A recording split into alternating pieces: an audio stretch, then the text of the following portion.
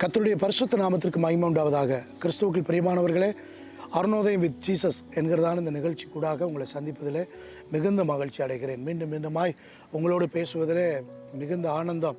நிச்சயமாக கர்த்தர் நம்முடைய வாழ்விலே பெரிய காரியத்தை செய்வாராக. இந்த உலகத்தில் அன்பு தணிந்து போயிருக்கிறதை நாம் பார்க்கிறோம். இந்த உலகத்தில் நம்பிக்கை பொய்யாய் போயிருக்கிறதை நாம் பார்க்கிறோம். இன்றைக்கு நாம் ஆண்டுடைய சமூகத்தில் ஒரு வசனத்தை நாம் தியானிக்க போகிறோம். சங்கீதம் 5:11 நான் வாசிக்கிறேன். உம்மை நம்புகிறவர்கள் யாவரும் சந்தோஷித்து எந்நாளும் கெம்பீரிப்பார்களாக. நீர் அவர்களை காப்பாற்றுவீர். உம்முடைய நாமத்தை நேசிக்கிறவர்கள் உம்மிடத்தில் களி கூறுவார்களாக. ஒரு அற்புதமான ஒரு கர்த்தருடைய வசனம். எனக்கு ரொம்பவும் அதிகமாக நான் தியானிக்கிறதும் எனக்கு பிடித்ததுமான ஒரு வேத வசனம். நல்லா கவனிங்க. உம்மை நம்புகிற யாவரும் சந்தோஷப்படுவார். இந்த உலகத்தில் சந்தோஷத்திற்காக எத்தனை காரியங்களை தேடி ஓடுகிறார்கள் ஜனங்கள். யோசித்து பாருங்க. சந்தோஷமாக இருக்கிறதுக்காக ஒரு சினிமாவுக்கு போகிறாங்க. 3 மணி நேரம் அவங்களால சந்தோஷமாக இருக்குது. அதில் கூட அந்த 3 மணி நேரத்துக்கு பிறகு மிகுந்த பாரத்தோடு கடந்து வருகிறார்கள். அல்லது ஒரு நகைச்சுவை நிகழ்ச்சிக்காக போகிறார்கள், அல்லது எங்கேயாவது கான்செர்ட் நடக்கிறது, களியாட்டு நடக்கிறது சொல்லி கடந்து போகிறார்கள். சந்தோஷமாக இருக்கிறதுக்காக எங்கேயாவது போய் என்ஜாய் பண்ணணும், வீக்கெண்டில் தன்னுடைய நண்பர்கள் அழைத்து கொண்டு போய் எங்கேயாவது மகிழ்ச்சியாக இருக்க வேண்டும் என்று கடந்து போகிறார்கள். ஆனால் இங்கே வேதம் சொல்கிறது, கர்த்தரை நம்புகிறவர்கள் சந்தோஷமாக இருப்பார்கள். இன்னைக்கு நம்பிக்கை உடைஞ்சு போயிருக்கிறது. ஆண்டவரை நம்பாம மனிதர்களை நம்பி ஏமாந்த எத்தனையோ பேர் இருக்கிறாங்க. சக நண்பர்களை நம்பி ஏமாந்து போனவர்கள் எத்தனையோ பேர் இருக்கிறாங்க. சில பெண் பிள்ளைகள் தவறான மனிதர்களை நம்பி ஏமாந்து போய் தங்களுடைய வாழ்க்கையை தொலைத்து இருக்கிறார்கள். சில ஆண் பிள்ளைகள் ஏஜென்சிகளை நம்பி ஏமாந்து போய் இருக்கிறாங்க. ஆனால் கர்த்தரை நம்புகிறவன் சந்தோஷமாக இருப்பான். இந்த உலகத்தில் இருக்கிற மனிதர்களையும் வெளிநாட்டில் இருக்கிற நம்முடைய உறவுகள் தெரிந்தவர்களை நம்பி இருப்போம். அவங்க நம்மளை மறந்து போயிடுவாங்க. இங்கே வரும்பொழுது சொல்லுவாங்க, உனக்கு அது வாங்கிட்டு வருவேன், இது வாங்கிட்டு வருவேன்னு சொல்லுவாங்க. நாமளும் சந்தோஷமாக இருப்போம். அவங்க அடுத்த முறை வர்ற வரைக்கும் நம்பிக்கொண்டு இருப்போம். அவங்கள ஏதாவது வாங்கிட்டு வருவாங்க. அவங்க இங்கே வந்து சந்தோஷத்தில் சொல்லிட்டு அங்கே போன அவங்களுக்கு வேலை நிறைய காரியங்கள் வந்த உடனே நம்மை மறந்து விடுவார்கள். அடுத்த முறை வரும்பொழுது தான் நம்முடைய ஞாபகம் அவர்களுக்கு வரும்.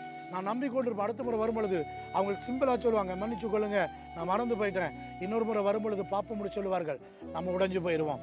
நான் ஒரு ரகசியத்தை சொல்லட்டா, நீங்கள் உண்மையாக ஆண்டவரை நம்பினால் நீங்கள் இருக்கிற இடத்திற்கு உங்களுக்கு தேவையான ஆசீர்வாதத்தை ஆண்டவர் கொண்டு வருவார். எலியா என்கிறதான ஒரு தீர்க்கதரிசி. தேசம் முழுவதும் பஞ்சம், உணவு இல்லை.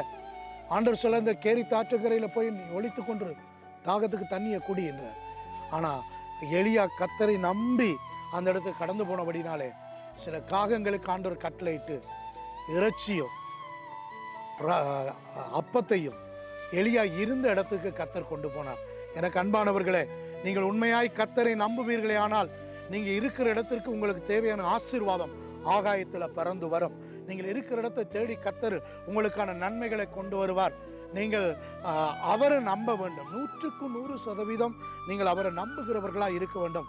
நம்புகிறவங்க சந்தோஷமாக இருப்பாங்க. கீழே இன்னொரு பகுதி சொல்லப்பட்டிருக்கு, நீர் அவர்களை காப்பாற்றுவீர். ஆண்டவர் அவர்களை நிச்சயமாக காப்பாற்றுவார். இந்த உலகத்தில் தேவனை நம்புகிறவர்கள் அவர் கைவிட்டதே இல்லை. அதனால தான் ஆண்டவர் சொல்றாரு, என்னிடத்தில் வருபவனை நான் புறம்பே தள்ளுவதில்லை, போன்னு தள்ளிவிட மாட்டேன். நாம் அவரை நம்பும் பொழுது அவர் நம்மை காப்பாற்றுவார். கீழே இன்னொரு பகுதி சொல்லப்படுது, அவருடைய நாமத்தை நேசிக்கிறவர்கள் களி கூறுவார்களாக. அவனை எப்பொழுதும் சந்தோஷப்பட்டு கொண்டே மகிழ்ந்து கொண்டே இருப்பாங்க. நாம் செய்ய வேண்டியது, முதலாவது அவரை நம்பணும், 2வது அவரை நேசிக்க வேண்டும். நம்முடைய எல்லாவற்றை பார்க்கலாம் நேசிக்கணும். நம்முடைய வீட்டை பார்க்கலாம், கணவனை பார்க்கலாம், மனைவியை பார்க்கலாம், பிள்ளைகளை பார்க்கலாம், பெற்றோரை பார்க்கலாம், நமக்கு இருக்கிற வேலையை பார்க்கலாம், நமக்கு இருக்கிற உடைமைகளை பார்க்கலாம், டெலிஃபோனை பார்க்கலாம். இயேசுவை அதிகமாக நேசிக்க வேண்டும், அவரை தேட வேண்டும், அவரை நம்ப வேண்டும். நீங்கள் அப்படி நம்பி உண்மையாய் ஜீவிக்கும் பொழுது அவர் முதலாவது உங்களுக்கு சந்தோஷத்தை கொடுப்பார், 2வது உங்களை காப்பாற்றுவார், 3வது களி கூற பண்ணுவார். அவரை நாம செய்ய வேண்டியது நம்பணும், அவரை நேசிக்கணும். அவர் நமக்கு செய்வார். சந்தோஷத்தையும் பாதுகாப்பையும் களி கூறுதலையும் அவர் நமக்கு தருவார். நீங்கள் ஒரு தீர்மானம் எடுங்கள். ஆண்டவரே, நான் என்னுடைய இந்த காலை பொழுது நான் உம்மை நம்புகிறேன். ஆண்டவரே, நான் எல்லாவற்றை பார்க்கிலும் எல்லாரை பார்க்கிலும் உம்மை அதிகமாக நேசிக்கிறேன். அதனால தான் பேதுருவிடத்தில் வந்து கேட்கிறார், பேதுருவே, நீ என்னை நேசிக்கிறாயா? ஆண்டு சொல்ல, நீர் அறிவீர் ஆண்டவரே, நான் உம்மை நேசிக்கிறேன், நீர் அறிவீர் என்று பேதுரு சொல்கிறான். அப்படி நாம் பேதுருவை போல ஒரு தீர்மானம், ஆண்டவரே, என்னுடைய அன்பு, நான் எந்த அளவுக்கு உம்மை நம்புகிறேன் என்பதை நீர் அறிவீர். என்ற ஒரு தீர்மானம் எடுத்து ஆண்டவரிடத்தில் நம்ம அர்ப்பணிப்போம். நிச்சயமாக அவர் உங்களை பாதுகாப்பார், சந்தோஷத்தை கொடுப்பார், மன மகிழ்ச்சியினாலே களி கூறுதல்னாலே நிரப்புவார். நல்ல ஆண்டவரே, அருமையான நம்முடைய பிள்ளைகளுக்காக ஜெபிக்கிறோம்.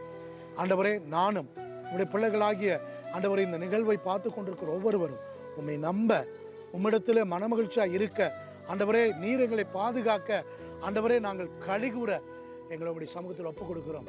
நாங்கள் இன்றைக்கு ஒரு தீர்மானம் எடுக்கிறோம். நாங்கள் உண்மை நம்புகிறோம் ஆண்டவரே, நாங்கள் உண்மை நேசிக்கிறோம் ஆண்டவரே. நீர் எங்களை ஆசீர்வதியும், பாதுகாத்துக் கொள்ளும். இயேசு கிறிஸ்துவின் நாமத்தில் பிதாவே, ஆமென். கர்த்தர் தாமே உங்களை ஆசீர்வதித்து வைத்துவாராக. ஆமென்.